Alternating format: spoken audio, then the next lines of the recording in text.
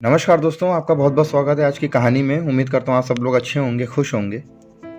दोस्तों, अभी अभी एक हाल के दिनों में एक वेब सीरीज़ रिलीज़ हुई है, द रेलवे मैन। उम्मीद करता हूँ आप लोगों ने देखी होगी, और जिस किसी ने भी ये वेब सीरीज़ देखी होगी, मुझे नहीं लगता है कि वो एक बार रोया नहीं होगा, क्योंकि ऐसा दिखाया गया है उस वेब सीरीज़ में। एक ऐसी सच्ची घटना थी, भोपाल गैस त्रासदी, जो कि भोपाल गैस कांड के नाम से कहलाती है। मुझे नहीं लगता है कि इस घटना के बारे में किसी को पता नहीं होगा, या इस घटना के बारे में किसी ने सुना नहीं होगा या पढ़ा नहीं होगा। तो the railway man web series में यही भोपाल गैस कांड की ही पूरी कहानी बताई गई है, लेकिन कुछ चीज़ें जो कि वो नहीं दिखा सकते थे, उन्होंने छोड़ दी। तो जो मैं आज की कहानी आप लोगों के लिए लेके आया हूँ, वो भोपाल गैस कांड से ही रिलेटेड पूरी कहानी है। तो चलिए दोस्तों, कहानी को शुरू करते हैं। उससे पहले अगर आप मेरे चैनल पे पहली बार आएँ तो प्लीज़ चैनल को सब्सक्राइब कीजिएगा, वीडियोस को लाइक कीजिएगा, शेयर कीजिएगा। दोस्तों, कई घटनाएं ऐसी होती हैं जो कि प्राकृतिक घटनाएं जो होती हैं, कई ऐसी घटनाएं होती हैं जिसको मतलब कि जो युगों युगों तक याद की जाती है। फिर चाहे वो भोपाल गैस कांड हो, चाहे भुज का भूकंप हो, चाहे वो सुनामी जो अभी आई थी वो हो, तो और चाहे वो अमेरिका का जापान पे जो उसने एटॉमिक अटैक किया था वो हो। वो एक प्राकृतिक तो नहीं था, एक मानवीय अटैक था, लेकिन उसको भी मुझे नहीं लगता है कि जापान का कोई एक शख्स भूल पाया होगा। तो कुछ घटनाएं ऐसी हो जाती हैं जिसको लोग याद रखते हैं। तो उन्हीं घटनाओं में से एक घटना भोपाल गैस कांड की थी। क्या हुआ था इस घटना में, कैसे शुरुआत हुई इस चीज़ की, तो चलिए जानते हैं दोस्तों आज की कहानी में। सन 1969 में, मतलब कि 1969 में यूनियन कार्बाइड नाम का एक कारखाने की शुरुआत करी गई थी। ये कारखाना यूनाइटेड नेशन मतलब अमेरिकन कारखाना था, कंपनी थी, जिसको इंडिया के साथ पार्टनरशिप करके भोपाल में उन्होंने स्टार्ट किया था 1969 में। यूनियन कार्बाइड कारखाने का नाम था। इसका जो काम था वो ये था कि जो कीटनाशक दवाइयाँ होती हैं जो खेतों में डाली जाती हैं, उसको ये पैदा करती थी, ये कारखाना पैदा करता था। और फिर अमेरिका भी भेजा जाता था, इंडिया में भी भेजा जाता था, मतलब कि सारी सब चीज़ें कीटनाशक दवाइयाँ बनाती थी ये कारखाना। इसके जो ओनर का नाम था वो था वॉरेन एंडरसन। इसकी भी आगे मैं बताऊंगा कि इसके साथ क्या हुआ था पूरी कहानी सुनाने के बाद। तो कहानी आप पूरी सुनिएगा, मज़ेदार है, इंटरेस्टिंग कहानी है। तो 1969 में यूनियन कार्बाइड नाम के कारखाने की शुरुआत हुई। शुरुआत में जो मतलब कि इसकी जो सिक्योरिटी पर्पस से जो ये कारखाना मतलब जो बना था, इसकी जो सिक्योरिटीज़ थी उसका सभी चीज़ों का बहुत ध्यान रखा गया, कंप्लाइंसेस का बहुत ध्यान रखा गया। लेकिन जैसे जैसे मालिकान लोगों को मुनाफा होने लगा, वैसे वैसे इन लोगों ने धीरे धीरे जो कंप्लाइंसेस थे फॉलो करने चाहिए थे उसको फॉलो करना बंद कर दिया। जैसे कि हर 10 साल में, मतलब कि एग्रीमेंट में था कि इस फैक्ट्री, इस कारखाने के लिए कि हर 10 साल में मशीनों की जांच होगी, हर 10 साल में जो पुर्जे चेंज किए जाने चाहिए वो चेंज किए जाएंगे। क्योंकि ये था तो बहुत ख़तरनाक। क्यों था वो भी बताऊँगा कि क्यों ये कारखाना इतना ख़तरनाक था। तो 10-10 साल में इसकी सब इंस्पेक्शन होना था, इसका सब जांच पड़ताल होनी थी इस कारखाने की, और सारा सब मतलब जो जो चीज़ें ख़राब होने की कगार पे था उसको चेंज करना था। शुरुआत के 8-10 साल, 12 साल तो ये सारी चीज़ें फॉलो करी गई, लेकिन उसके बाद धीरे धीरे मालिकान लोगों ने इसमें ढिलाई डालना शुरू कर दिया। लेकिन क्योंकि 10-12 साल अच्छे खासे बीत गए थे तो मालिकान लोगों को भी लगा कि कुछ तो होता नहीं है, तो फिर मतलब कि क्या है। तो इसमें जो इस कारखाने में जो सबसे भयानक चीज़ थी वो क्या थी, वो एक मतलब कि एक गैस बोल लो, गैस ही कह लो, जिसका नाम था मिथाइल आइसोसेनेट, MIC, मतलब कि मिथाइल आइसोसेनेट नाम की एक ये गैस थी, जिसके उपयोग से कीटनाशक दवाइयाँ बनाई जाती थी। लेकिन इस गैस का एक डिसएडवांटेज ये था कि जैसे ही ये अगर किसी पानी के संपर्क में आता है, 2-4 बूंद के पानी संपर्क में आता है, तो ये गैस एक जहरीले गैस के रूप में बदल जाती है, जिसकी वजह से लोगों को सांस लेने में दिक्कत होती है, आंखों में जलन होती है, शरीर में जलन होती है। और 3 से 4 सेकंड के 3 मिनट के दरमियान में ही उस शख्स की मौत हो जाती है जो इस जहरीली गैस के चपेट में आता है। तो इसलिए इस कारखाने के कंप्लाइंसेस बहुत ज़्यादा मतलब कि फॉलो करने वाले थे, जो कि मालिकान लोगों ने शुरू के 8-10 साल तो फॉलो किए, लेकिन उसके बाद धीरे धीरे उन लोगों ने ढिलाई डालना शुरू कर दिया। लेकिन फिर भी सब कुछ ठीक ठाक चल रहा था। इंजीनियर्स जो थे, इनके इंजीनियर्स वो मतलब कि तजुर्बेकार इंजीनियर्स थे, तो मतलब कि वो सारी सब चीज़ें अपने एंड से देखते थे। लेकिन 1980 के बाद, मतलब कि जब इस कंपनी को, इस कारखाने को 10-11 साल हो गए, तो वॉरेन एंडरसन ने और प्रॉफिट कमाने के लिए क्या किया कि 1980 के बाद जो तजुर्बेकार इंजीनियर्स थे, जो तजुर्बेकार कर्मचारी थे, उनको इन लोगों ने एक एक करके 2-2, 4-4 करके भगाना शुरू कर दिया उस कंपनी से, क्योंकि उनकी सैलरी बहुत मोटी सैलरी थी, अच्छी खासी सैलरी थी। तो वॉरेन एंडरसन या उनके जो दूसरे पार्टनरशिप के जो मालिकान थे, वो लोग ये चाहते थे कि अगर इन लोगों को हटाया जाएगा तो नए एम्प्लॉयज़ को लाया जाएगा तो आधे मतलब कि सैलरी में लाया जाएगा, तो उससे हम लोगों को प्रॉफिट और होगा। सिर्फ यही एक लालच 15,000 लोगों की मौत का कारण बनी। 2.5 से 3 लाख लोग उस जहरीले गैस के चपेट में आए। कैसे आए वो भी बताऊंगा आगे। खैर धीरे धीरे इन लोगों ने पुराने और तजुर्बेकार जो इंजीनियर्स थे, जो एम्प्लॉयज़ थे, उनको निकालना शुरू कर दिया। इंस्पेक्शन के नाम पे कुछ ये करवाते नहीं थे, जांच पड़ताल के नाम पे कुछ ये कारखाने में करवाते नहीं थे, सेफ्टी के नाम पे मास्क और जो ट्रैक सूट होता है इस कारखाने में काम करने वाले, जो ग्लव्स होते हैं, वो सारे सब पुराने हो चुके थे। कुछ काम कर रहे थे, कुछ काम नहीं कर रहे थे। लेकिन मालिकान लोगों के सर पे जू नहीं रही थी इन सब चीज़ों की। जो भी शिकायत लेके जाता था उनको ये लोग कारखाने से भगा देते थे, नौकरी से हटा देते थे। खैर ये सारी चीज़ें चल रही थी, कारखाने के अंदर धांधलेबाजी शुरू हो चुकी थी। दिन आता है 3 दिसंबर 1984 का, एक काली रात, भोपाल के लोगों के लिए एक काली रात। 3 दिसंबर 1984 का दिन आता है, ठंड का मौसम था। 10 साढ़े 10 बजे इस कारखाने में जो पानी छोड़ा जाता था, इस कारखाने की पाइपें लगी रहती थी, तो पानी छोड़ा जाता था। और पानी छोड़ने का जो प्रक्रिया होती थी वो ये होती थी कि 25 से 30 मतलब कि 25 से 30 डिग्री प्रेशर के हिसाब से पानी छोड़ा जाएगा। इसका कुछ प्रोसेस होता होगा जो कीटनाशक दवाइयाँ बनाने का, तो वो सारी पाइपें लगी रहती थी कारखाने के अंदर। पाइपें बहुत पुरानी हो चुकी थी। 25 से 30 डिग्री सेल्सियस मतलब 25 से 30 डिग्री प्रेशर पे पानी छोड़ना था।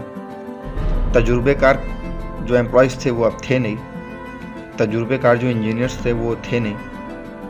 गलती से किसी ने उस दिन पानी का प्रेशर 55 के अबव कर दिया। पहली गलती 55 के अबव पानी का प्रेशर, जिसके बाद जो पाइपें ऑलरेडी पुरानी हो चुकी थी, 15-15 साल पुरानी, एक जगह पे इस पे लीकेज होता है जिसको किसी ने ध्यान दिया नहीं। 3 दिसंबर की बात बता रहा हूँ, 3 दिसंबर करीब रात के 10 साढ़े 10 बजे की बात। एक जगह से पाइप से लीकेज होता है पानी का, और वो पानी किसी तरीके से जगह बना लेता है। मिथाइल आइसोसेनेट जिस मतलब कि कंटेनर में रखा गया था, किसी तरीके से उसमें जाके गिर जाता है। जिसके बाद जैसा कि मैंने आप लोगों को शुरू में बताया कि मिथाइल आइसोसेनेट एक ऐसी गैस थी कि जो जैसे ही पानी के संपर्क में आएगी तो उसका प्रेशर इतना तेज़ हो जाएगा, उसका जो तापमान है इतना तेज़ हो जाएगा कि वो कंटेनर फाड़ के एक जहरीली गैस के रूप में वो पूरे भोपाल में फैल सकती थी। और यही हुआ उस दिन रात में, 3 दिसंबर की रात। जैसे ही पानी ने जगह बनाई मिथाइल आइसोसेनेट की कंटेनर में जाने की, और जैसे ही पानी रिस के मिथाइल आइसोसेनेट के कंटेनर में जाता है, अचानक से वो कंटेनर इतना गर्म हो जाता है, इतना उस कंटेनर का तापमान इतना गर्म हो जाता है कि वो अचानक से उस कंटेनर से एक जगह ब्लास्ट होता है। उसका कारण ये था कि जैसे ही वो पानी मिथाइल आइसोसेनेट में जाके मिला, उस गैस में जाके मिला, उस गैस की तापमान इतना ज़्यादा हो गया था कि जिसको वो कंटेनर झेल नहीं सका। और जैसे ही वो कंटेनर फटता है वैसे ही करीब 11 साढ़े 11 बजे का टाइम होगा, यूनियन कार्बाइड कारखाने से एक काले रूप में एक धुआं बाहर निकलता है, और जिसके बाहर निकलने के करीब 10-15 मिनट के बाद ही फैक्ट्री में काम करने वाले करीब 20 से 25 कर्मचारियों की मौके पे ही मौत हो जाती है। क्यों? क्योंकि उन लोगों को मालूम था नहीं, सेफ्टी मास्क कुछ पहना नहीं था, ट्रैक सूट पहना नहीं था।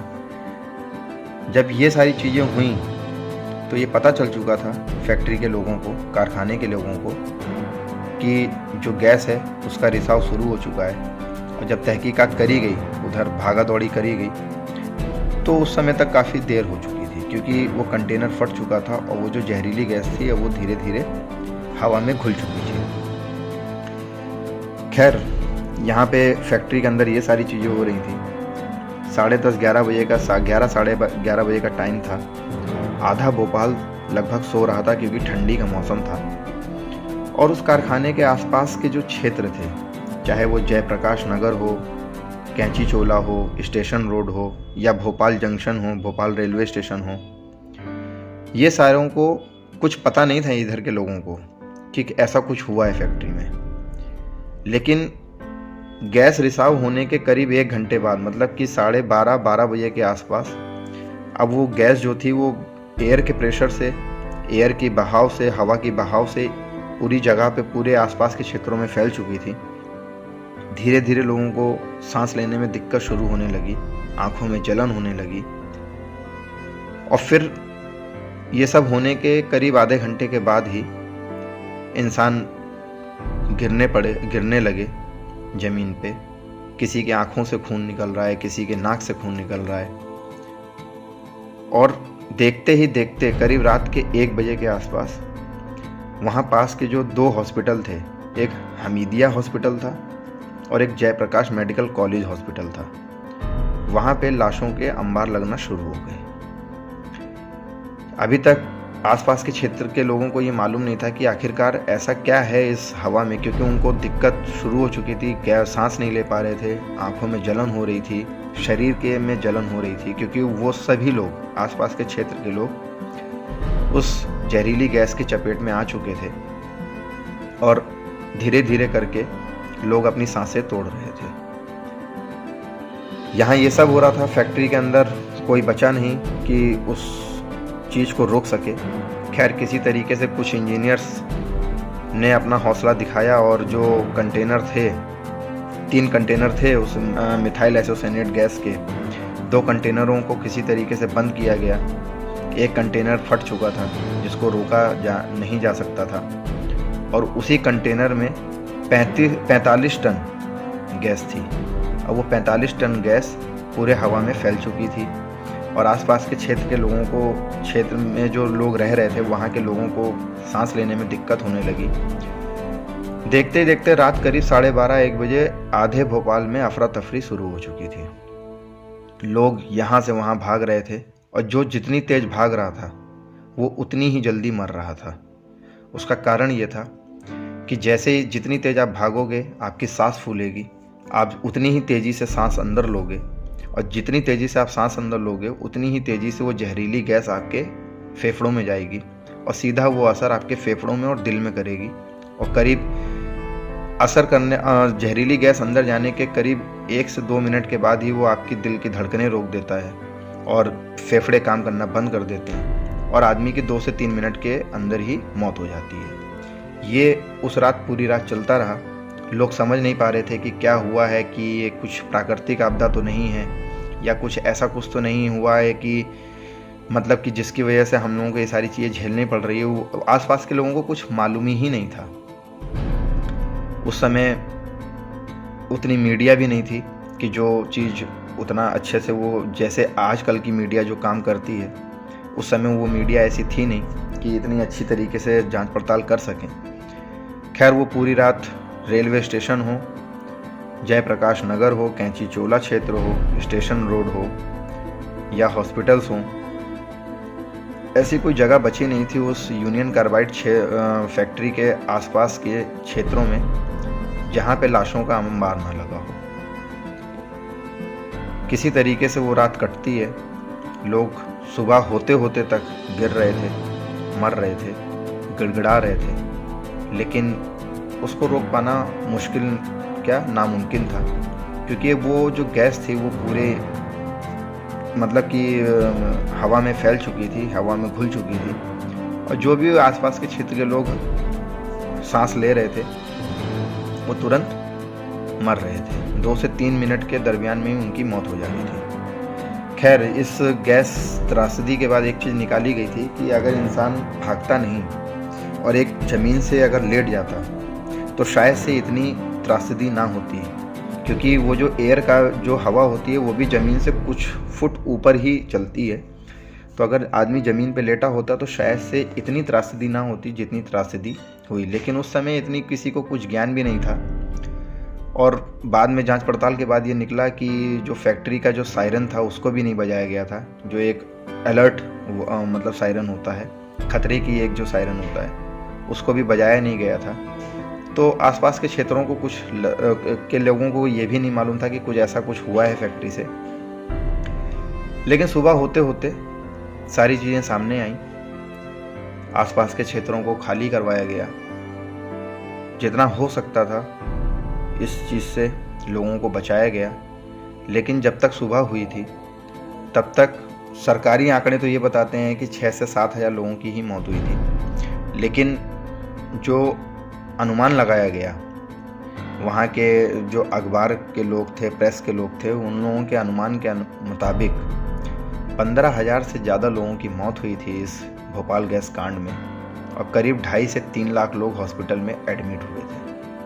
क्योंकि वो मरे तो नहीं थे, लेकिन फिर भी वो गैस की चपेट में आ गए थे। उनकी आंखें, कुछ अंधे हो गए थे, कुछ विकलांग हो गए थे इसके बाद। खैर, ये सारी चीज़ें तो बाद में हुई, लेकिन अगले दिन सुबह होती है, सरकार द्वारा मतलब कि जो मध्य प्रदेश की जो सरकार थी उसके द्वारा कुछ कदम उठाए जाते हैं, आसपास के क्षेत्रों को खाली कराया जाता है, और फिर काम चालू होता है जांच पड़ताल का।